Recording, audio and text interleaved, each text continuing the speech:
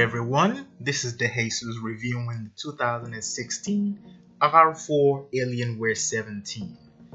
The model of this series rocks a 4K 2560 by 1440 IPS display with the Tobii eye tracking, Skylake processor, G-Sync, a 64-bit based Windows 10 Home Edition, and a GeForce GTX 1070 graphics with 16 gigs of graphic memory.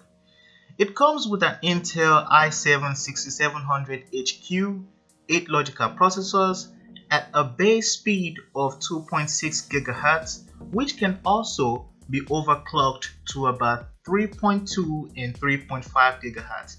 There is a 1TB hard drive and a 128 GB SSD, 16 gigs of RAM, and it also runs on the DirectX 12.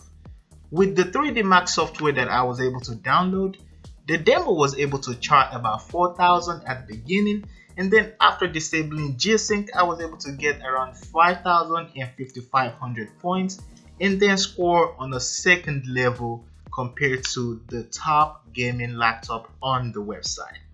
There was no doubt that this laptop will perform well under a stress test because of course it is an Alienware laptop and it has also been associated as a gaming laptop. So this is what made it exemplary. The only disappointing thing that I have about this computer is the fact that it was built with the SSD as the primary operating system partition. This without associating saves and installation to the 1TB hard drive. Even when you install and save files on the hard drive, some of the installation files or requirements tend to fall on or get saved onto the 128 GB SSD. You can try your best to try to delete some of those files, including temporary files, or maybe change something within the computer registry, but at the end of the day, most of it will end up with your computer alerting you that you are almost out of memory and your computer might also freeze up. So to save this, all you have to do is to get a bootable CD or a bootable drive and reinstall Windows right from start up, right from boot, on the 1TB hard drive, format the 128 GB SSD, and then you can also later on use it as a temporary RAM or a ready boost drive. So that will be the solution to that in case you have a problem with it. The 17.3 inches display that this computer has comes with an anti-glare technology and a good color processing and frequency that runs around 60 to 120 Hz. After a couple of gameplay, I was able to achieve an average of 120 frames per second at ultra settings. Now I wasn't able to get some of the high-end games, but I was able to download some demos and even play games such as Paragon, and of course the Fire Strike results in the video also helped. With video editing, I was able to get great smooth processing and faster render speeds.